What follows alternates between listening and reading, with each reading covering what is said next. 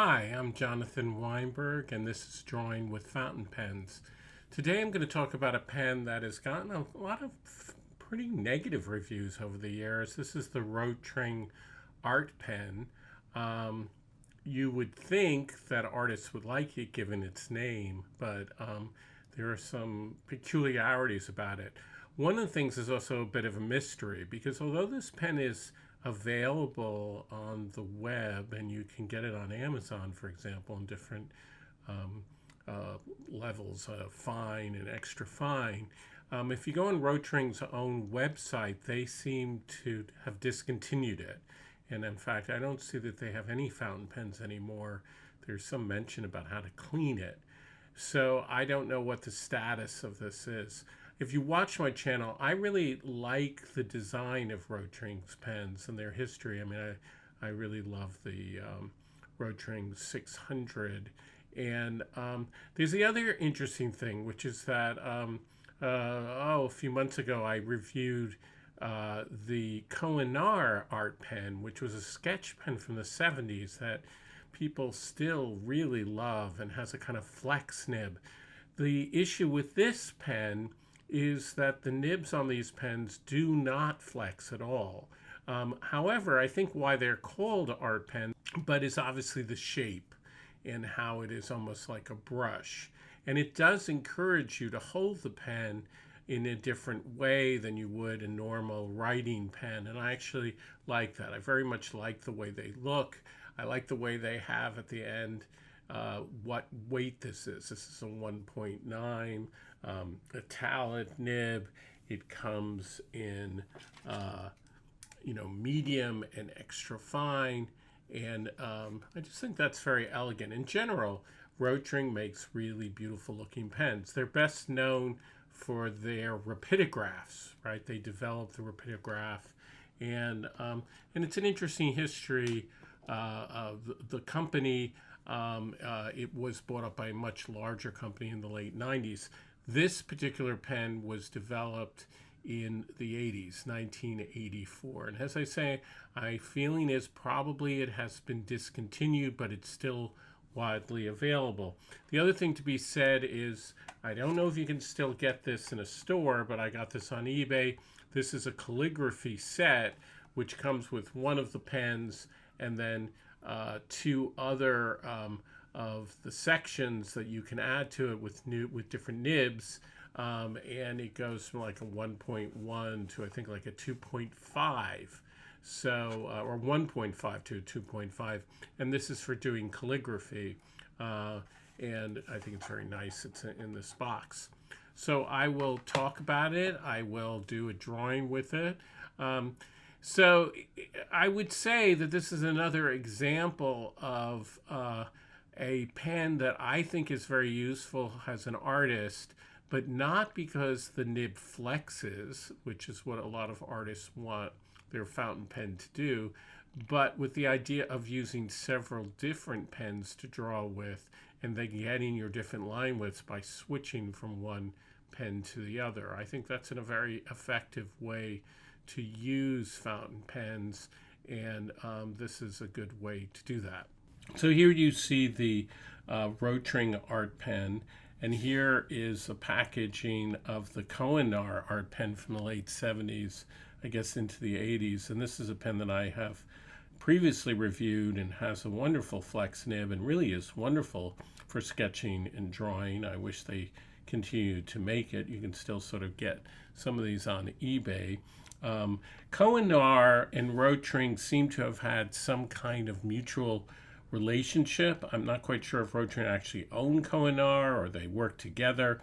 Clearly something happened here where Koh-i-Noor gave up the name art pen to Rotring, or maybe I really don't understand the copyright rules, the trademark rules about something like this, but the main point is that the Rotring version of the art pen does not have a flexing nib. This nib is basically either, if it's a stub or italic nib, like this one, this is the 1.9 it's an italic nib actually, it is going to write thin at the top if you go left to right, and if you pull it up and down, it's going to give you line variation, but it doesn't give you line variation by being flexible the way in which the original Kohinoor art pen is flexible. So I think they call it the art pen not because of the nib so much, but because it is much more like a brush. Here's an old beat up brush to give you an example of what I'm talking about. And indeed, I think the shape of the pen does make you or encourages you to hold the pen in a different way rather than the way that I tend to hold a pen like this, right, and draw with it. You might want to hold it like this, right, which is a possibility. Keep in mind, though, that fountain pens tend not to work so well if you start holding them up like this. So let's say you had a piece of paper or a sketch pad and you had it on its side and you started going like this, the ink is not going to flow as well. But nevertheless, it gives you a certain freedom, and I like that very much when I draw with it. So I like that. I like the way it looks. Keep in mind that it doesn't post at all. Obviously, this is not going to post. They encourage you to use cartridges in this pen, but it will use a converter. Not every converter is going to work, but presumably international style converter. Some international style converters will work in the Rotring pen, so you can use converters with this. And I think also it's meant to evoke the look and feel of a quill pen or a dip pen, so that may also be an art pen. The wider italic nibs that are in this box, I think, are art pens, not just because of the shape, but because they think of this box as being for calligraphy, and calligraphy, after all, is an art. So that's another aspect of the art of using a pen. This is a nice package. It comes with the cartridges, 6 cartridges. You see on all these pens that they have this red ring. That's what the Rotring stands for, red ring, and so that is part of their look. And then a lot of Rotring pens have this section, which is actually very I like the way it feels, that has these circles that go around and kind of ribbing, and it has a nice feel in the hand. So I think that's very attractive. So this is actually the one that I like the best. This is the extra fine. Now I think one of the reasons this pen has gotten really a lot of poor reviews is the designation extra fine. So you order a pen with extra fine and you assume that it's going to be a good pen for cross-hatching and have a fairly thin line. It actually writes like a medium, and I will test that out at the end and give a writing sample. And I think that disappoints a lot of people. I don't know why they use the designation extra fine on a pen that writes like a Western medium. The medium actually writes like a broad. And then the other pens that have numbers on them, like 1.1 and 1.9, are italic nibs. So they write the way you would expect in terms of their size. But now I don't have the fine, but according to Rotring's own sort of list of sizes, the fine should be between medium and extra fine. It's not like the fine is finer than the extra fine. At least that's what they say. So that, I think, is disappointing for some people. They also may not like this sort of long, thin size, which I actually find attractive. Just to give you a sense of the size, here's the Lamy Safari. This pen isn't made to be posted. So let's see if we look size-wise. If we post the Safari, It actually is about the same size as a Safari pen posted. But you obviously, again, you wouldn't post this particular pen. So that's the thing. Do you not? Some people may not find this a comfortable pen to hold. I think it's very comfortable. I also will say when I do the writing sample that the extra fine, the medium write very wet and smoothly, even if they don't have any flex to them. You see it with converter in it. It will take a converter, or it will, which is basically an international converter. But as I say, some international converters work well, some don't. There's always a lot of variation, I think, in that. I think the ones actually that are designed for Pelican pens work quite well, and obviously ones that are designed for Rotring pens work well. Here, I think this one has a cartridge in it. Yes, this one has a cartridge in it. And they market the pen as really a cartridge pen because, of course, they make money when you buy their cartridges. Weight-wise, it's not a particularly heavy pen. This is 13.5 grams. Of course, when you write with it, you don't write with the cap, so then it is, oh, it's rolling. It's about 9 grams without the cap. So that makes it quite light. It's made out of plastic.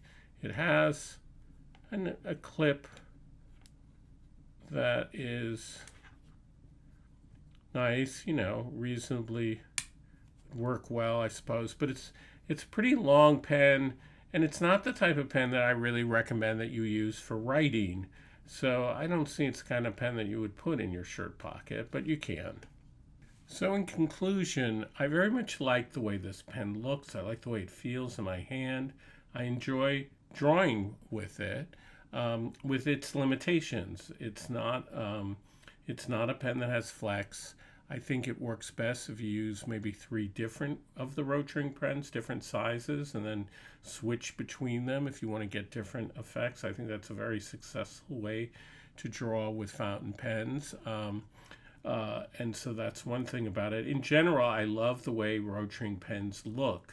I wish that they would continue to make fountain pens because I just think that whoever used to design for them had a great sense of design, I think in the tradition of German design and Bauhaus, which they often evoke in their own history. So I even like the contrast between the red ring and the black. And, I think this is very elegant. I like the top of the pen. Everything about it, I think, is great looking. It's not, I won't go on and on about it in terms of the way it sketches or drawing. It's not a remarkable writer pen or a remarkable sketching pen. But I also don't think it's so terrible if you keep in mind that it's not great for extra fine cross-hatching. But if you want to do a quick sketch, character sketch, expressive sketching, I think I'm not a calligrapher, but my guess is that it has calligraphy pens. It's probably pretty good as well. So how does this write? So this is the Rotring ArtPen. And this is the EF. You might hear the rain. It's starting to rain really hard outside. And this is rhodia paper.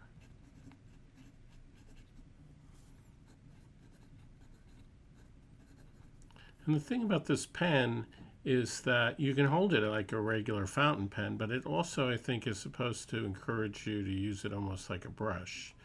So if you're holding it like this, it has a very different feel, the kind of freedom to it, than if you're holding it like this and you have more control.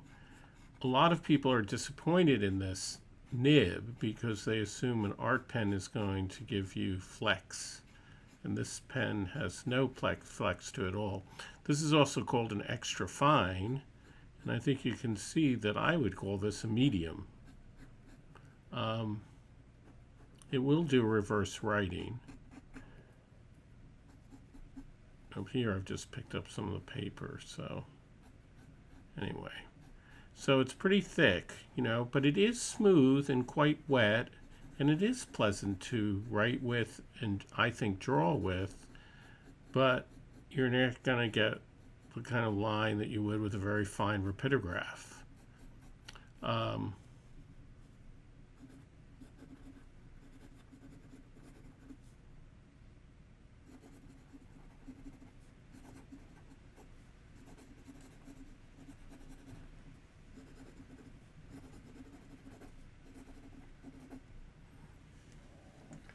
Now,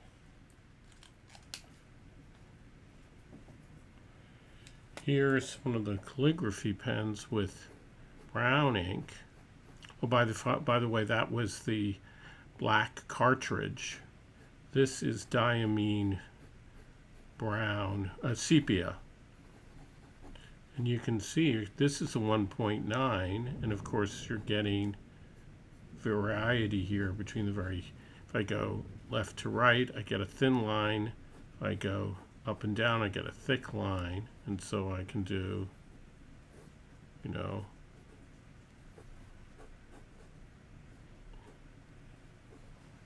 the New York Times if I was really a calligrapher, but I'm not. I think that I like using calligraphy pens to draw with. And this one is fairly smooth, so I like it. But again, you're only getting the variety because it is a stub nib, or really an italic nib, not because the pen nib itself is flexible. And then the other thing about it is that it is nice to use it. It encourages you to use it like a brush.